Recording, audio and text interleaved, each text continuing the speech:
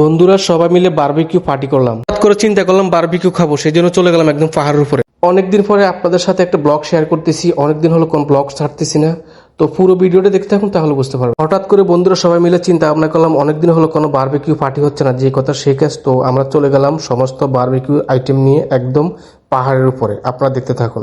এই যে দেখতে পাচ্ছেন আমরা কিছু মাছ নিয়ে আসছি, মাছগুলোকে কেটে আমরা অনেকক্ষণ ফ্রিজে রেখে দিছি মশলা দিয়ে, বারবিকিউ মশলা দিয়ে। তো দেখতে পাচ্ছেন এখন মাছগুলাকে আমরা শিকের মধ্যে দিচ্ছি, কয়লার মধ্যে।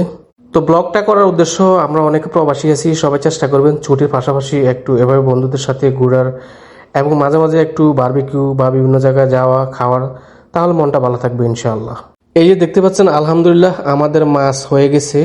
তো যেহেতু আমাদের আরও চিকেন আছে, মাছ আছে, তো আমরা মাছগুলো হওয়ার পরে একটা অ্যালুমিনিয়ামের মধ্যে মাছগুলো রেখে, যেহেতু ঠান্ডা না হয়, আমরা র্যাপিং করে রেখে দিচ্ছি। এরপরে মুরগি দিব ইনশাল্লাহ। এই যে দেখতে পাচ্ছেন সোলোমন ভাই আলামিনকে সাজেশন দিচ্ছি কিভাবে কি করতে হবে। আর আমাদের প্ল্যানটা হঠাৎ করেছিল, সেই জন্য সবকিছু অ্যারেঞ্জ করতে পারেন, যতটুকু সম্ভব ততটুকু করছে। এরপরে দেখতে পাচ্ছেন আলমগীর ভাই শেভে কাজ করছে, ওনার শেভের আইডিয়া ভালো। এইদিকে আলমগীর ভাই বলছে উজ্জ্বল মুরগির গরম লাগতেছে, মুরগির উপরে বাতাস কর। যেই কথা সেই কাজ, উজ্জ্বল মুরগির উপরে বাতাস করতেছে, বলতেছে অনেক গরম লাগতেছে মুরগির। তো একে একে আমরা সবাই মুরগির গায়ে বাতাস করতেছি, যেহেতু গরম বেশি লাগতেছে মুরগির উপরে।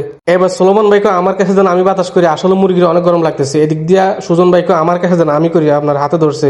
এদিক দিয়ে আবার এখন করতেছে সুজন ভাই বাতাস। আসলে মনে হয় মুরগির গরম লাগতেছে, নাহলে সবাই বাতাস করে কে। আলহামদুলিল্লাহ সবাই বাতাস করতে করতে আমাদের মুরগিগুলো হয়ে গেছে।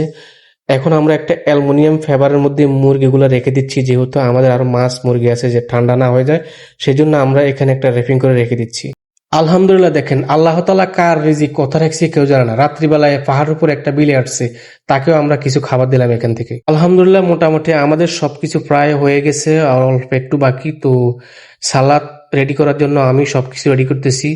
তো দেখতে পাচ্ছেন আমি শশা কাটতেছি।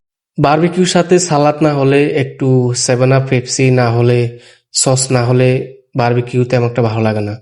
তো আমি সালাদ কাটতেছি, আর আমি বেশিরভাগ পছন্দ করি সালাদ কাটতে, সেই জন্য আমি সালাদ। আলহামদুলিল্লাহ ফাইনালি আমাদের সবকিছু রেডি খাওয়া দাওয়ার জন্য। এদিক দিয়ে সবকিছু রেডি করতেছে। এইদিকে সোলোমন ভাই খুব ভালো একটা কাজ করতেছে, দেখতে পাচ্ছেন। যেহেতু আমরা এখানে কাজ করছি, বারবিকিউ রেডি করছি, এখানে কাঁচড়াটা যা ছিল সবকিছু আমরা উঠিয়ে নিছি, এবং কয়লাগুলো যাতে এখান থেকে নিভিয়ে দেওয়া যায় সেজন্য আমরা এগুলো নিভিয়ে দিছি। সোলোমন ভাই নিভিয়ে দিছে, ওনাকে স্পেশালি অসংখ্য ধন্যবাদ। কারণ এগুলো হচ্ছে পর্যটক কেন্দ্র, এখানে আমাদের পরে আরো অনেকে আসতে পারে। তো কেউ যাতে কিছু না বলে বা আমাদের কাঁচরা দেখে একটা কথা কেউ না বলতে পারে, সেই জন্য আমরা আগে থেকে প্ল্যান করছি আমরা কোনো কাঁচরা ফেলে আসবো না, সবকিছু পরিষ্কার করবো। আলহামদুলিল্লাহ ফাইনালি আমাদের খাওয়া দাওয়া শুরু। সবাই বলতেছে কারো নাকি মুখে রুচি নাই, দেখতে পাচ্ছেন। কারো মুখে রুচি নাই, কিন্তু 1 সেকেন্ডের জন্য কারো মুখ বদ্ধ না, দেখতে পাচ্ছেন। আমাদের ব্লগটা আপনাদের কাছে কেমন লাগছে অবশ্যই লাইক কমেন্ট শেয়ার করে জানাবেন। সবাইকে অসংখ্য ধন্যবাদ।